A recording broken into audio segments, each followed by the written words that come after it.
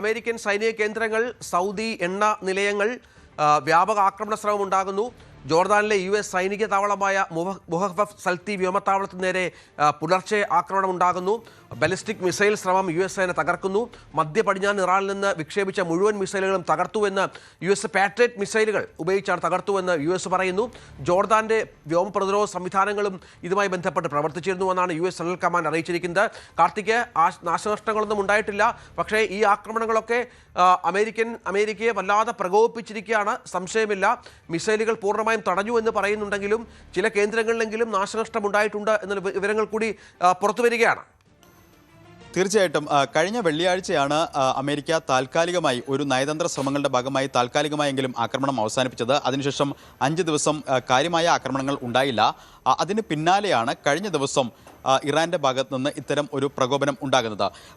ട്രംപുമായി മാധ്യമപ്രവർത്തകർ നടത്തിയ ആശയവിനിമയത്തിൽ മാധ്യമപ്രവർത്തകർ ചില ചോദ്യങ്ങൾ ചോദിക്കുന്നുണ്ട്. അതിൽ ഈജിപ്തിലെ നാശനഷ്ടങ്ങൾ സംബന്ധിച്ച ചോദ്യങ്ങളോട് കൃത്യമായ മറുപടി ട്രംപ് നൽകുന്നില്ല. അതായത് ഈജിപ്തിൽ ചില നാശനഷ്ടങ്ങൾ ഉണ്ടായിട്ടുണ്ട് എന്നാണ് പുറത്തുവരുന്ന റിപ്പോർട്ടുകൾ. അതായത് വ്യോമാക്രമണത്തിൽ, പ്രത്യേകിച്ച് ഡ്രോൺ ആക്രമണത്തിൽ അമേരിക്കയുടെ ഉടമസ്ഥതയിലുള്ള ഗ്യാസ് സംഭരണശാലയിലടക്കം വലിയ നാശനഷ്ടം ഉണ്ടായിട്ടുണ്ട് എന്ന റിപ്പോർട്ടുകൾ പുറത്തു വരുന്നു. ഇതുകൂടിയാണ് അമേരിക്കയെ ശക്തമായി പ്രകോപിപ്പിച്ചത്. അതുതന്നെയാണ് ട്രംപിൻ്റെ വാക്കുകളിലും പ്രതിഫലിക്കുന്നത്. എന്തായാലും ട്രംപിൻ്റെ പ്രതികരണത്തിന് തൊട്ടു പിന്നാലെയായിരുന്നു US സെൻട്രൽ കമാൻഡ് ഈ ആക്രമണം ആരംഭിച്ചതായി ട്വീറ്റിൽ സ്ഥിരീകരിച്ചത്. അതിനുശേഷം ഇറാൻ്റെ വിവിധ മേഖലകൾ, നമുക്കിപ്പോൾ ഏറ്റവും പുതിയ വിവരങ്ങൾ അനുസരിച്ച് കേഷും ദ്വീപിലാണ് ഏറ്റവും ശക്തമായ ആക്രമണം നടന്നിരിക്കുന്നത്. അതോടൊപ്പം തന്നെ അബു മുസ, കിഷ് അടക്കമുള്ള നഗരങ്ങളിലും വലിയ ആക്രമണം ഉണ്ടായി. ഇറാൻ്റെ ഏക ആണവോർജം സ്ഥിതി ചെയ്യുന്ന സ്ഥലം കൂടിയാണ് ബുഷേർ. അവിടെയും ആക്രമണം ഉണ്ടായി. പല സ്ഥലങ്ങളിലും ആദ്യ മണിക്കൂറുകളിൽ വൈദ്യുതി തടസ്സപ്പെട്ടു എന്നും ഇപ്പോൾ അത് പുനഃസ്ഥാപിച്ചു എന്നും അടക്കമുള്ള റിപ്പോർട്ടുകൾ പുറത്തു വരുന്നുണ്ട്. എന്തായാലും IRGCയുടെ കഴിഞ്ഞ ദിവസത്തെ പ്രതികരണം കൂടി ഇതിനോടൊപ്പം ചേർത്ത് വായിക്കണം. അതായത് അമേരിക്ക എത്രത്തോളം ആക്രമണം തുടരുന്നു അത്രത്തോളം കാലയളവിൽ തന്നെ പ്രതിരോധവും തുടരും. ഭീഷണിയുടെ സ്വരം വേണ്ട, ശക്തമായ തിരിച്ചടി തന്നെ നൽകാൻ തയ്യാറാണ്. അതായത് ഒരു പ്രകോപനപരമായ സമീപനം തന്നെയാണ് IRGCയുടെ ഭാഗത്തു നിന്ന് ഉണ്ടാകുന്നത്. ഇറാൻ റവല്യൂഷണറി ഗാർഡ്സിൻ്റെ ഭാഗത്തു നിന്ന് ഇത്തരം പ്രതികരണങ്ങൾ ഉണ്ടാകുന്നു. അതിനോട് ശക്തമായ ഭാഷയിൽ തന്നെയാണ് US മറുപടി നൽകുന്നത്.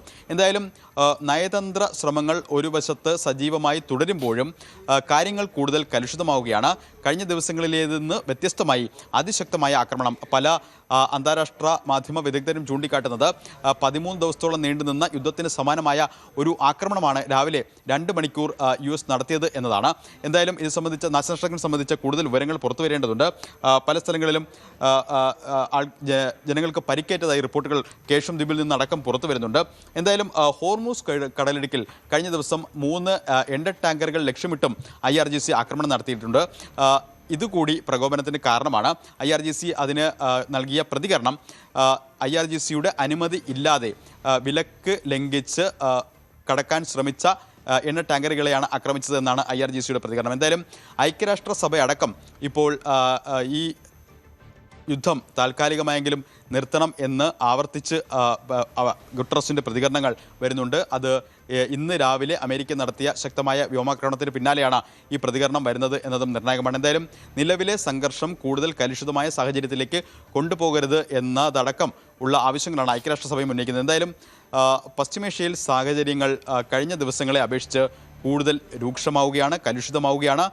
ഇറാന് മേൽ അതിശക്തമായ വ്യോമാക്രമണമാണ് 2 മണിക്കൂറോളം US സെൻട്രൽ കമാൻഡ് നടത്തിയത്. തുടരുക കാർത്തിക്. അതേസമയം അമേരിക്കയുമായുള്ള സൈനിക ഏറ്റുമുട്ടലിൽ ഇതുവരെ 350 സർക്കാർ ജീവനക്കാർ കൊല്ലപ്പെട്ടതായും ഇറാൻ സർക്കാർ വക്താവ് വ്യക്തമാക്കുന്നതിന് പശ്ചാത്തലമുണ്ട്. ഇറാൻ സർക്കാരിന്റെ വക്താവ് ഫാത്തിമ മുഹാജറാനിയാണ് ഇക്കാര്യം സ്ഥിരീകരിച്ചത്. ഒപ്പം വ്യോമാക്രമണങ്ങളിൽ ബുഷൈർ വിമാനത്താവളത്തിന്റെ പ്രവർത്തനം തടസ്സപ്പെട്ടു. പ്രധാന റോഡുകളും പാലങ്ങളും തുരങ്കങ്ങളുമൊക്കെ കേടുപാടുകൾ സംഭവിച്ചുവെന്നും പറയുന്നു. കടുത്ത പ്രതികൂല കാലാവസ്ഥയും തകർന്ന അടിസ്ഥാന സൗകര്യങ്ങളെയും അതിജീവിച്ച് അതിർത്തികളിൽ സൈന്യം കർശന കാവൽ തുടരുകയാണെന്നും തകർന്ന റോഡുകളും പാലങ്ങളും പുനഃസ്ഥാപിക്കാനാണ് പ്രഥമ പരിഗണന സർക്കാർ നൽകുന്നതെന്നും ഇറാൻ വക്താവ് വ്യക്തമാക്കുന്നത് പ്രധാനമാണ്. ഇതിനിടയിൽ ഇറാൻ അനുകൂല സായുധ സംഘങ്ങളുടെ താവളങ്ങൾ ഇറാഖിൽ, അതിനെതിരെയുള്ള സംയുക്ത ആക്രമണം ഇപ്പോഴും സൗദിയും അമേരിക്കയും ചേർന്ന് തുടരുകയാണ് എന്നുള്ള വിവരങ്ങൾ കൂടി പുറത്തു വരുന്നുണ്ട്. കിഴക്കൻ ഇറാഖിലെ ഭീകരരുടെ ഒട്ടേറെ ആയുധപ്പുരകൾ, സംഭരണ കേന്ദ്രങ്ങളും US-ന്റെയും സൗദിയുടെയും യുദ്ധവിമാനങ്ങൾ ആക്രമിച്ചുവെന്നാണ് US സെൻട്രൽ കമാൻഡ് സെൻകോം അറിയിച്ചിരിക്കുന്നത്. ഏതാണ്ട് 20ഓളം മരണം ഈ മേഖലയിൽ സംഭവിച്ചു എന്നുള്ള വിവരങ്ങൾ കൂടി പുറത്തു വരുന്നുണ്ട്. IRGCയുടെ നിർദ്ദേശപ്രകാരമാണ് ഇറാഖി സായുധ സംഘങ്ങൾ 72 മണിക്കൂറിനിടെ 30-ലേറെ ആക്രമണങ്ങൾ അത് ചെങ്കടലിലുണ്ടായിട്ടുണ്ട്, ഒപ്പം സൗദിയുടെ പല മേഖലയിലുണ്ടായിട്ടുണ്ട്. അതിനുള്ള തിരിച്ചടിയാണ് ഇത് എന്നാണ് ട്രംപ് വ്യക്തമാക്കിയിരിക്കുന്നത്. IRGCയും അവരുടെ ഭീകര നിഴൽ സംഘങ്ങളുടെയും ആക്രമണം ഉടൻ അവസാനിപ്പിക്കണമെന്നുള്ള മുന്നറിയിപ്പും പ്രധാനമായും നൽകുന്ന പ്രധാനപ്പെട്ട കാര്യമുണ്ട്. സൗദി യുദ്ധത്തിൻ്റെ കേന്ദ്ര അല്ലെങ്കിൽ യുദ്ധത്തിൽ പങ്കെടുക്കേണ്ടി വരുന്നു എന്നാണ് ഏറ്റവും പ്രധാനപ്പെട്ട വിവരമായി വരുന്നത്. ഇത് ചെറിയ കാര്യമല്ല കാർത്തിക്, കാരണം ഗൾഫ് രാജ്യങ്ങളിൽ ഒരു രാജ്യം പ്രധാനമായും യുദ്ധത്തിലേക്ക് ഇറങ്ങാനുള്ള സാഹചര്യം ഇറാൻ സൃഷ്ടിച്ച ഒരു പശ്ചാത്തലം കൂടിയുണ്ട്.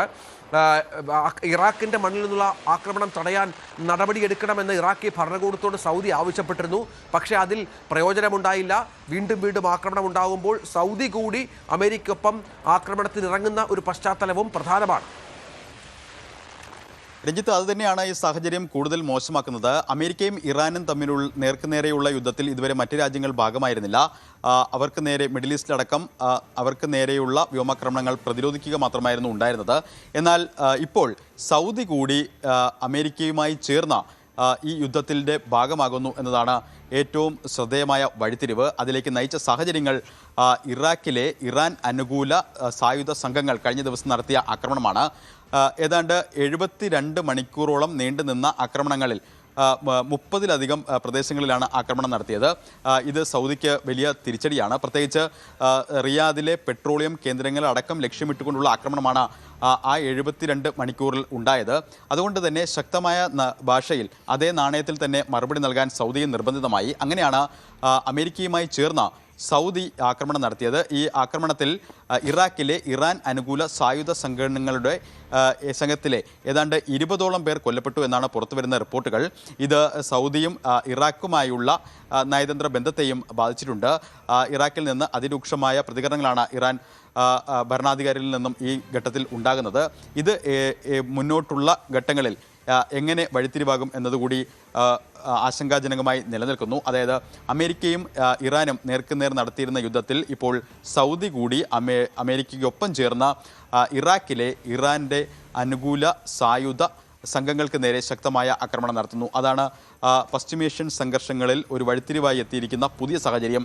ഇതിനെ വലിയ ആശങ്കയോടെയാണ് കാണുന്നതും. നേരത്തെ നമ്മൾ പറഞ്ഞതുപോലെ ഐക്യരാഷ്ട്രസഭയുടെ പുതിയ പ്രതികരണങ്ങളടക്കം വ്യക്തമാക്കുന്നത് ഇത്തരത്തിൽ കൂടുതൽ രാജ്യങ്ങൾ ഈ യുദ്ധത്തിൻ്റെ ഭാഗമാകുമോ എന്നത് ഒരു ഭീതിജനകമായ സാഹചര്യം ഉണ്ടാക്കും. ആ പശ്ചാത്തലത്തിൽ കൂടിയാണ് ആ പ്രതികരണത്തെ കാണാനും. എന്തായാലും സൗദിയും ശക്തമായ മുന്നറിയിപ്പ് തന്നെയാണ് നൽകുന്നത്.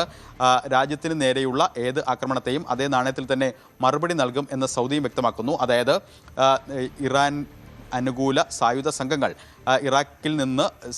ഇറാഖിൽ ഉള്ള ഇറാൻ അനുകൂല സായുധ സംഘങ്ങൾ ഇനിയും സൗദിക്ക് നേരെ ആക്രമണം നടത്തിയാൽ അതിന് അതേ നാണയത്തിൽ ശക്തമായ ഭാഷയിൽ പ്രത്യാക്രമണം ഉണ്ടാകും എന്ന മുന്നറിയിപ്പ് തന്നെയാണ് സൗദി നൽകുന്നതും.